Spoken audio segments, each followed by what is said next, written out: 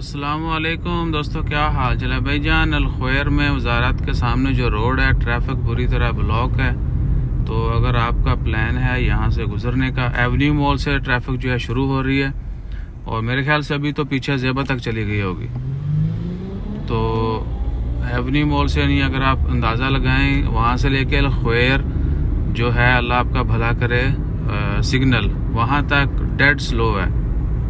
तो हम तो शॉर्टकट लेके जा रहे हैं। बाकी आप अगर किसी का भी जो है ना यहाँ से गुजरने का प्लान है तो कोई और अल्टरनेटिव जो है वो यूज़ करें। या अगर किसी ने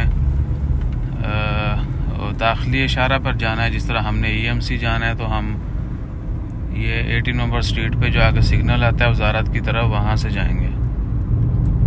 तो सुल्तान कबूर स्ट्रीट जो है वो बंद है। बंद नहीं है, लेकिन ट्रैफिक जो है वो डेड स्लो है। बहुत टाइम लगेगा आपको। मुझे देख लें कि एवेन्यू मॉल वाला सिग्नल से लेके आराम एक्स तक जो है ना 10-15 मिनट लगे थे। बाकी आप अंदाज़ा कर लें।